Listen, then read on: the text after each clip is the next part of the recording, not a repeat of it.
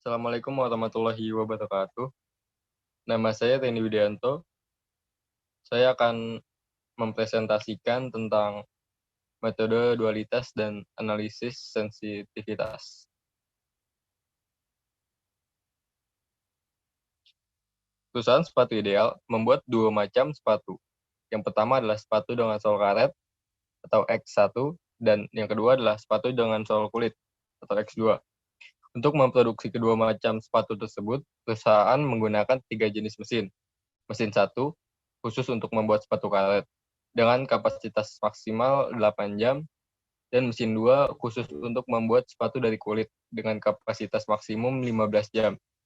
Mesin 3 yaitu khusus untuk assembly kedua macam sepatu tersebut dengan kapasitas maksimal 30 jam. Setiap mesin X mula-mula dikerjakan di mesin 1 selama 2 jam, dan selanjutnya menuju mesin 3 selama 6 jam. Sedangkan X2 di 3 jam dan langsung ke mesin 3 selama 5 jam. Selanjutnya sumbangan terhadap laba untuk setiap sepatu X1 senilai 30.000, sedangkan sepatu X2 yaitu 50.000.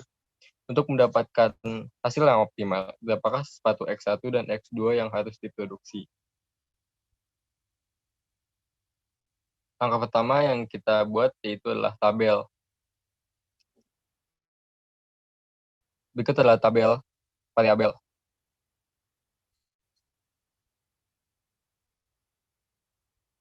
Kemudian kita buat perumusan fungsi maksimum dan minimum beserta batasan-batasannya. Perhatikan perumusan di bawah ini. Maksimumkan Z sama dengan 3X1 plus 5X2. Minimumkan Y0 sama dengan 8Y1 plus 15Y2 plus 30Y3. Batasan-batasan. 2X1 kurang dari sama dengan 8. 3X2 kurang dari sama dengan 15. 6X1 plus 3X2 kurang dari sama dengan 30. X1, X2 kurang lebih dari sama dengan 0. Batasan-batasan selanjutnya yaitu 2Y1 plus 6Y3 lebih dari sama dengan 3. 3Y2 plus 6 per 5 Y3 kurang lebih dari sama dengan 5. Y1, Y2, Y3 lebih dari sama dengan 0. Selanjutnya yaitu kita buat perumusan fungsi kendala dari fungsi maksimum.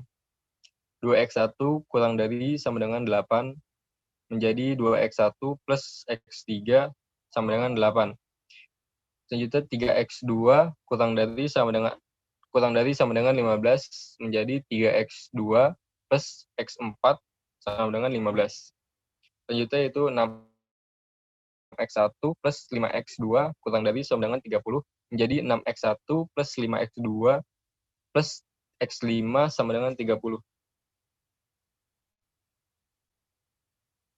Kemudian kita rubah fungsi Z menjadi fungsi tujuan maksimum, yaitu perumusan di bawah ini. Fungsi Z sama dengan 3X1 plus 5X2, fungsi tujuan max sama dengan Z dikurang 3X1 min 5X2. Selanjutnya yaitu kita buat tabel simplex, yaitu tabel yang seperti ini.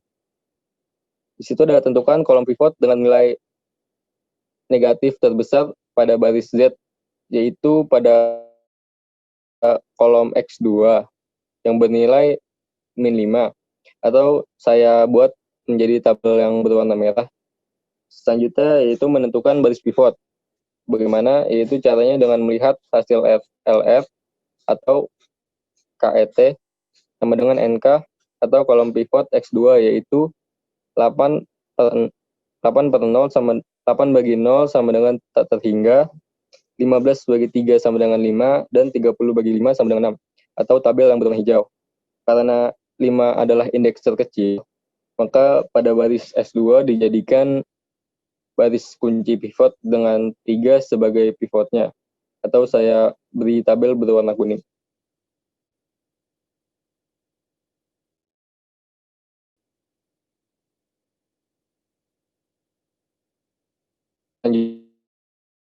nilai baris kunci pivot yang tadi, yaitu pivot S2.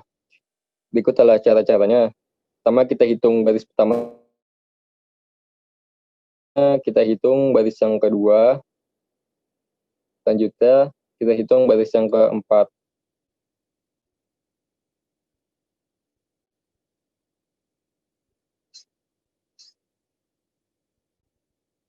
Setelah itu, memasuki ke dalam tabel simplex. Bisa dilihat tabel yang sekarang berbeda dengan tabel yang sebelumnya. Karena tabel ini masih belum optimal, maka dilanjutkan dengan langkah berikut. Sama seperti tadi, kita tentukan dulu kolom pivot dengan cara menilai nilai negatif terbesar pada baris date, yaitu pada kolom X1 yang bernilai -3, atau saya beri tabel warna merah. Selanjutnya yaitu menentukan baris pivot dengan cara melihat hasil nilai LR atau cut sama dengan NK atau kolom pivot X1, yaitu 8/2 sama dengan 4, 5/0 sama dengan tak terhingga, dan 5/6. Atau saya beri tabel warna hijau. Karena 5/6 adalah indeks terkecil pada baris S3, maka dijadikan baris kunci pivot dengan 6 sebagai pivotnya. Atau saya beri tabel warna biru. Selanjutnya yaitu kita nilai kembali pada baris kunci pivot atau S3. Pertama kita hitung baris pertama, yaitu baris Z. Selanjutnya kita hitung baris kedua, yaitu baris SI. Selanjutnya kita hitung baris ketiga, yaitu baris X2.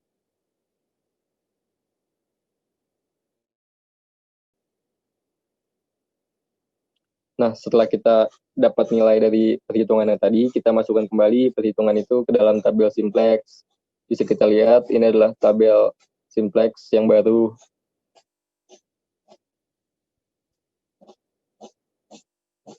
Nah, kesimpulannya dari hasil tabel di atas sudah dinyatakan optimal. Karena nilai pada kolom X1 dan X2 sudah bernilai positif. Oleh karena itu, kita bisa lanjutkan ke proses dualitas dengan cara di bawah ini.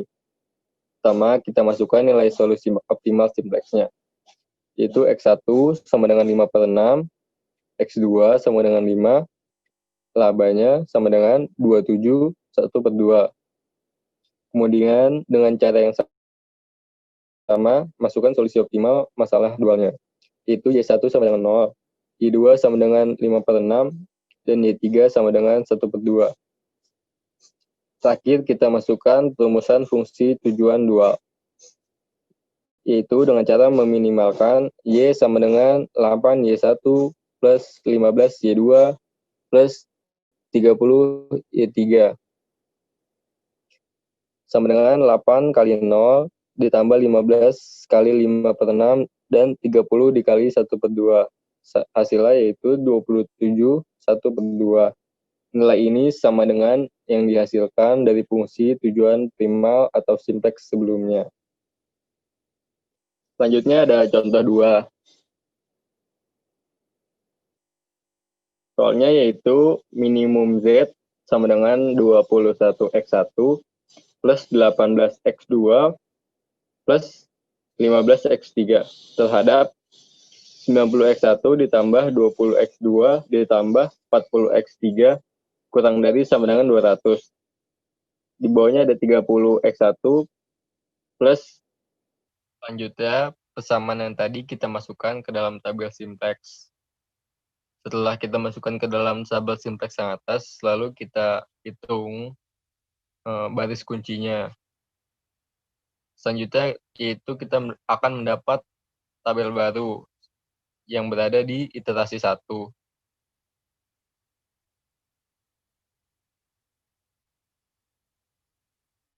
Selanjutnya, setelah kita hitung kembali baris kunci dari iterasi 1, kita akan menemukan tabel iterasi 2. Karena tabel ini sudah optimal, solusi optimal dualnya adalah W sama dengan 70,8, Y1 sama dengan 0,06, Y2 sama dengan 0,21 dan Y3 sama dengan 0. Solusi optima primanya adalah Z sama dengan W sama dengan 70,8, X1 sama dengan 0, X2 sama dengan 0,4, dan X3 sama dengan 5,2. Solusi optimal primal berdasarkan solusi politima dual di atas adalah X1 sama dengan 0, X2 sama dengan min 0,4, X3 sama dengan 5,2, dan Z sama dengan 70,8.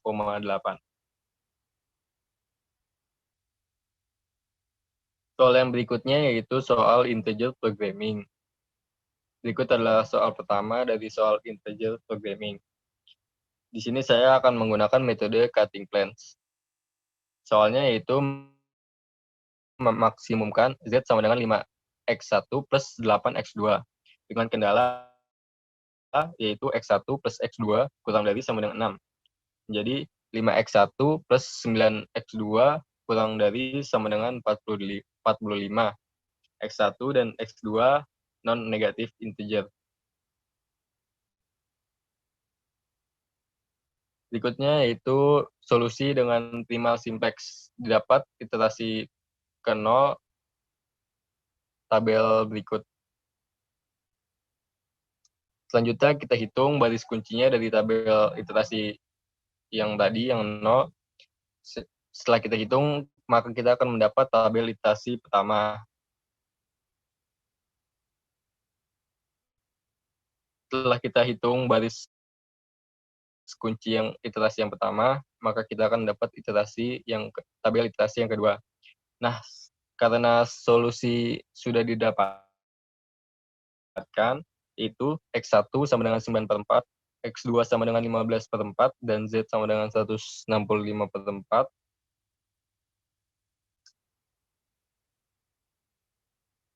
maka nilai X1 dan X2 bukanlah solusi yang integer, karena yang diinginkan adalah solusi X1 dan X2 merupakan bilangan integer.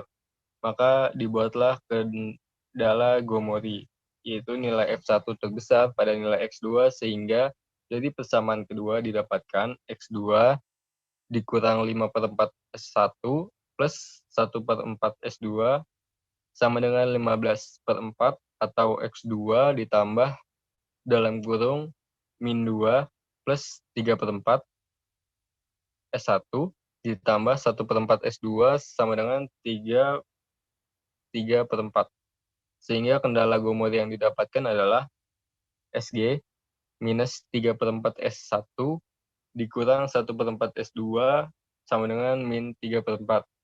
Tabel baru setelah penambahan kendala Gomori adalah sebagai berikut. Nah, ini adalah tabel baru setelah kendala Gomori, yaitu iterasi ketiga. Di sini kita akan menambahkan tabel SG.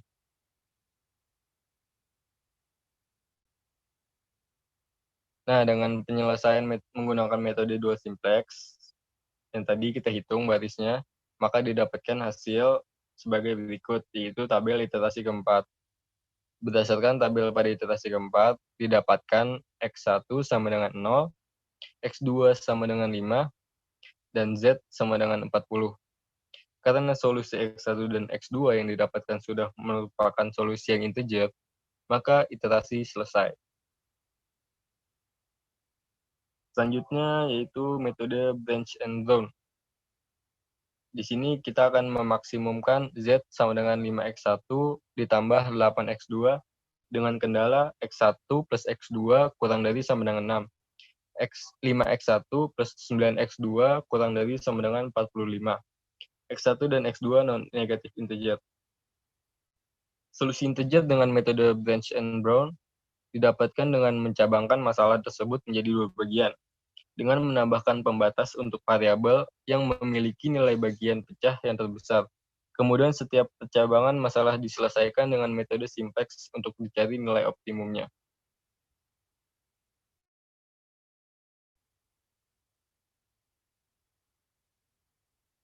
Nah, variabel yang terpilih dilakukan percabangan adalah X1, X2. Sehingga pembatas baru yaitu X2 kurang dari sama dengan 3 dan X2 lebih dari sama dengan 4. Masalah yang didapatkan adalah bagian A. Memaksimumkan Z sama dengan 5X1 plus 8X2. Dengan kendala X1 plus X2 kurang dari sama dengan 6. 5X1 plus 9X2 kurang dari sama dengan 45. X1 kurang dari sama dengan 3, X1, X2 lebih dari sama dengan 0. Selanjutnya bagian B, memaksimumkan Z sama dengan 5X1 plus 8X2 dengan kendala X1 plus X2 kurang dari sama dengan 6, 5X1 plus 9X2 kurang dari sama dengan 45. X2 sama dengan X2 lebih dari sama dengan 4. X1, X2 lebih dari sama dengan 0.